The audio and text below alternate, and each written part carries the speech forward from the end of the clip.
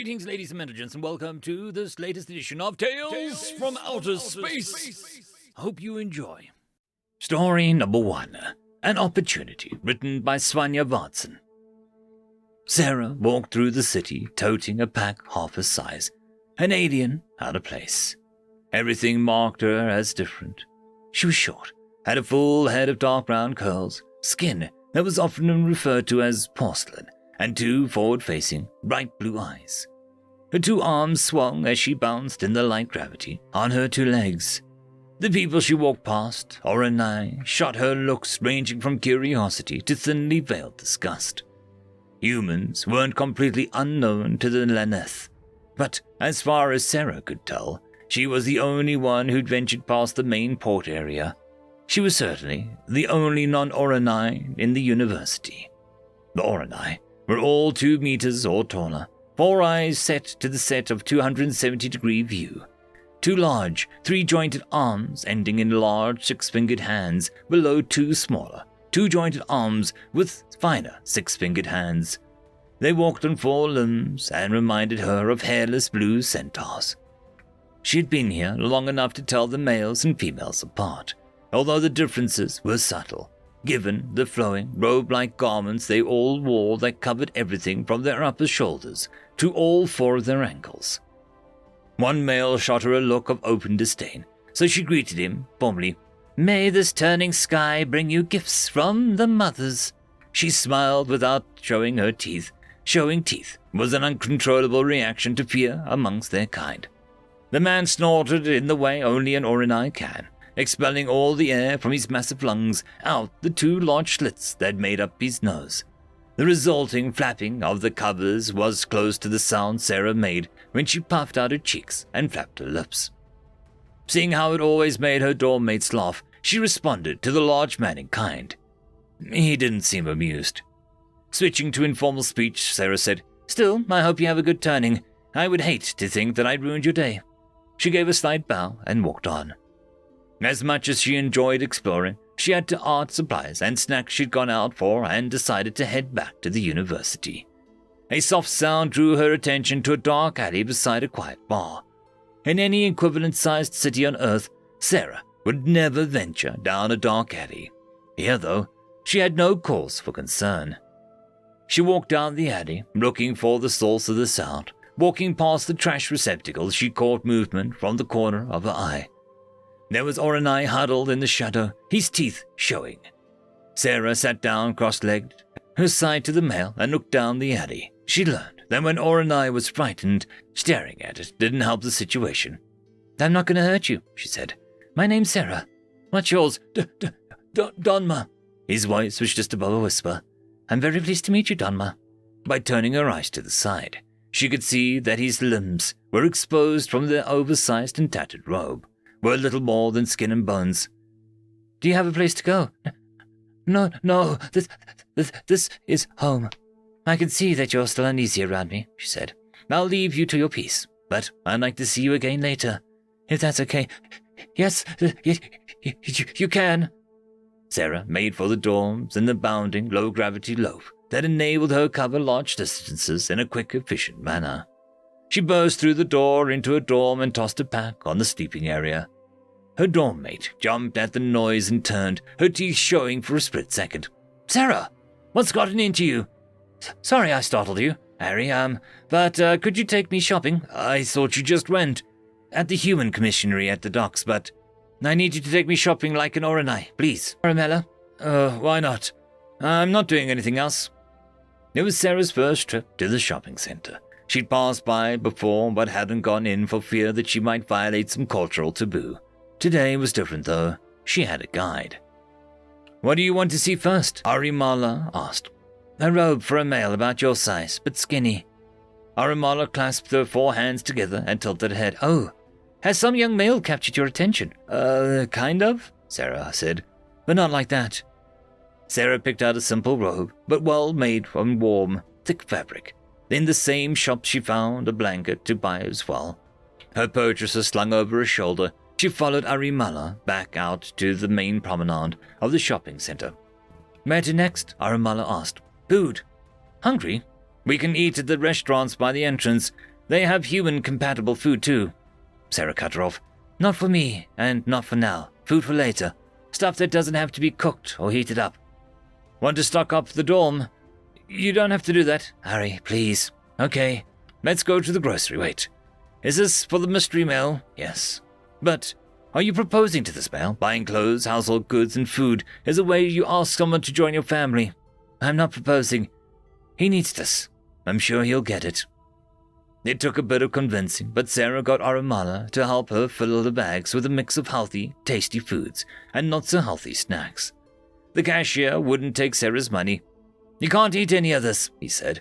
I can't sell this to you. Fine, Sarah said. She handed her money to Aramala. She's buying it. The cashier shrugged his lower shoulders and agreed to sell the food to Aramala. Do you need any help carrying that out? He asked. Sarah grabbed all 3 bags in one hand and hefted them up. Nope, I can handle it. Aramala looked at Sarah, confusion obvious. Now, I really need to meet this mail that you said you're setting up a house without setting up a house. Good. Do you know how to get to the bar by the dorms from here? The ones that's closed almost all the time. Oh yeah. It's only open on holidays, but it's the only bar in the area open then. Aramala pointed to a road to their side. It's a short way down that road. They walked past the bar, and Sarah walked into the alley, Aramala following behind her. Donma, you here? It's Sarah. Sarah? She set the bags down and sat a short distance away. I brought you some things. You looked hungry. Why? Like I said, you looked hungry, and you looked like you could use a new robe, and maybe a blanket. Are you trying to family me? I'm not good enough for that. No, nothing like that, Sarah said. I'm sorry if I broke some sort of cultural taboo by buying you food and clothing and a blanket. Aramala leaned down and whispered into her ear. Why are you giving this male all these things? Do you know him from somewhere? Yeah. I met him here just before I got back to the dorms. That's not what I meant. Sarah made a lip-flapping sound at her, making both her and I laugh. What must I do to pay you back? Donma asked. Enjoy the food, wear the clothing, keep warm with the blanket. Other than that, just take care of yourself. I'll keep coming back to check on you until you're back on your feet. How is that payment? He asked.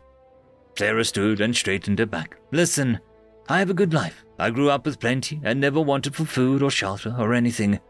I'm in a position where I can help someone less fortunate. So I will. If I walked away knowing I could have helped but didn't, I would hate myself. So thank you for the opportunity to feel like a decent person, at least for today. End of story. Story number 2.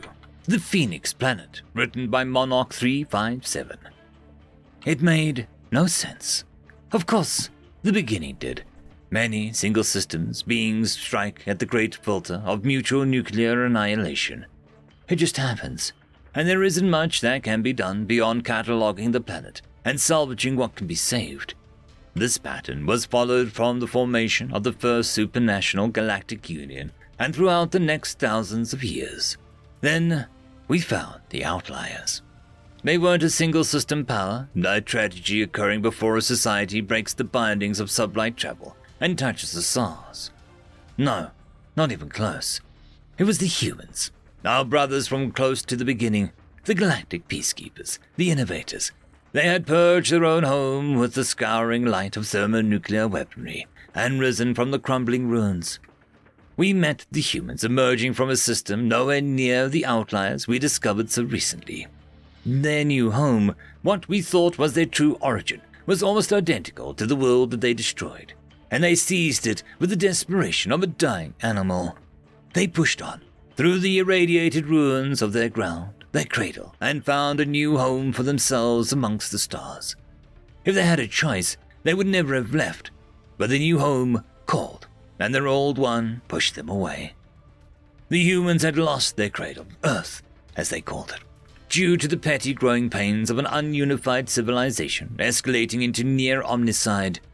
With a decimated population, barely a single % compared to before the calamity, the survivors hid underground, biding their time. They waited for when their home could be saved, when the atmosphere no longer killed those with a vicious poison of radiation. They returned to work. The most brilliant left finished the near-completed FTL drive and built their ship, taking a shot in the dark. The vessel barely had the resources and fuel for a one-way trip. If this failed, everything was lost. The survivors bid farewell to Earth, leaving behind the jewel that had grown them from evolutionary infancy, and prayed that what they found would be worth the loss. The primitive drive had barely enough to establish a colony. The surviving humans lived off the tiny remnants, what had not been consumed by the brutal voyage into the deep unknown, and returned to the barbaric lifestyle that had been abandoned for hundreds of thousands of years, relying on an unsteady cycle of rough crop growth and hunting. It was not easy. The already tiny fragment was crushed further, to barely 100,000. They perished, of course. Failure was not an option. Loss would insult the billions who passed to let the small fraction live. The New World acted as a temporary blip, while the humans focused on shooting to the stars once again. Their blind jump could have placed them anywhere in the galaxy. But they were determined to find their home again, and determined to undo the failure of their predecessors in letting their cradle fall to ruin. It took years for this to happen, which is when we found them. Their mission was never shared to anyone else. They doubted that we would understand the motives behind such a fervent exploration. And we found Earth for them. It was classed as another tomb, and we dove down onto the surface to salvage what we could. The world was remarkably intact for a tomb, and we discovered the origin of humanity. On the other side of their new home, this was reported to them last month. And today, a fleet left their new home. The passage of 1,000 years did not dampen their whirl. Their cradle world will be rebuilt yet. End of story. I would quickly like to thank the Tier 5 members, Marky, Cam Maxwell, Caspar Arnolds, Oakfield, Lord Azrakul, and it's difficult to pronounce. Thank you very much.